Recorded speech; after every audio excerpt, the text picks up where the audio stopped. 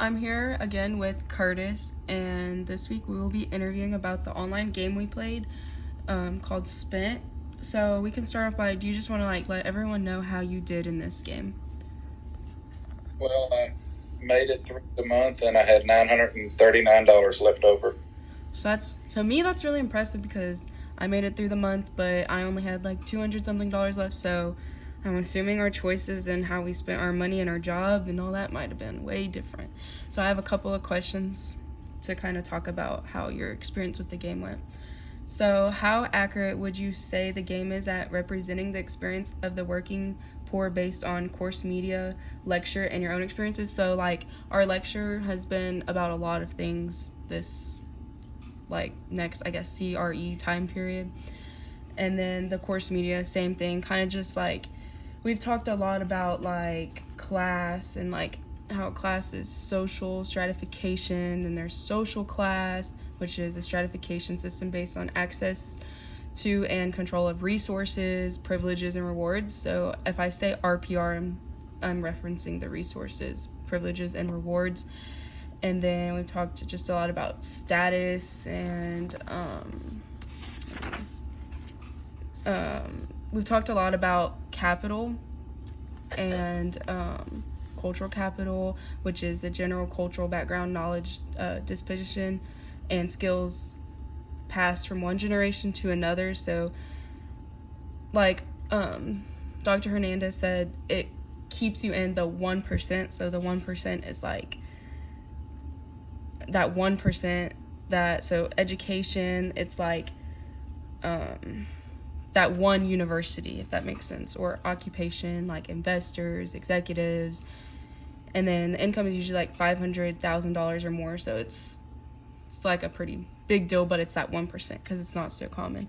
And then we've also kind of discussed about last CRE was kind of about empathy, and so we kind of discussed how empathy walls keep us, the society, from understanding problems in our society, like poverty and stuff, which is, especially child poverty, it's a major problem and issue. So that's kind of what our lectures have been about that's related to this game.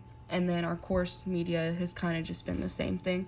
So with this question, really all you can answer is, how accurate would you say the game is at representing the experience of working with the poor based on your own experiences? It was pretty representative of what it's like in real world. You have to really watch what you're doing and what you're spending in order to have money left over and to be able to meet your bills. Yes. Okay, and then is there anything about the game experience that surprised you?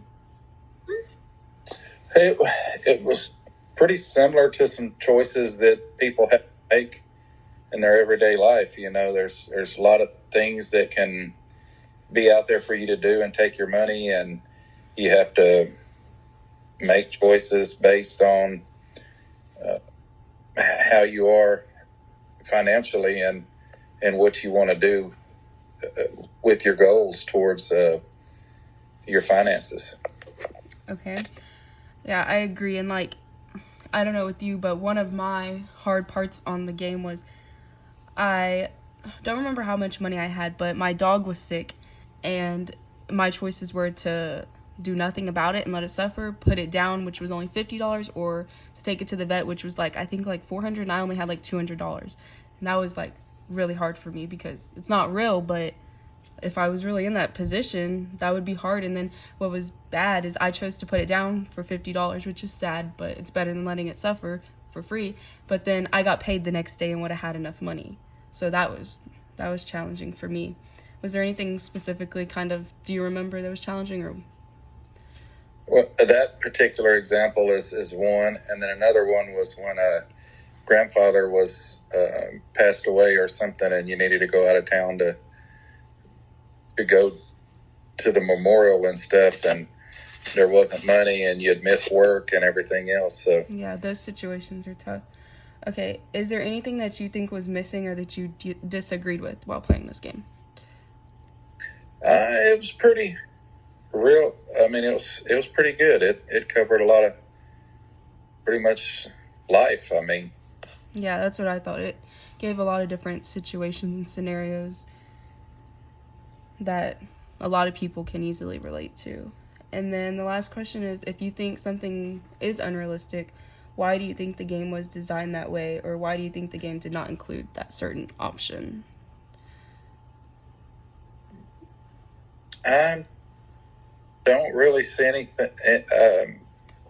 Everything seemed pretty realistic. I mean, I think it was designed pretty good. I didn't see anything that needed to be changed really. Yeah, that's how I thought. But if I thought that it wasn't realistic, I just kind of would say, I think it's just designed that way to put us in other people's shoes and really make us think. But I thought it was realistic too. Okay, that's all the questions I have for you. Thank you. You're welcome.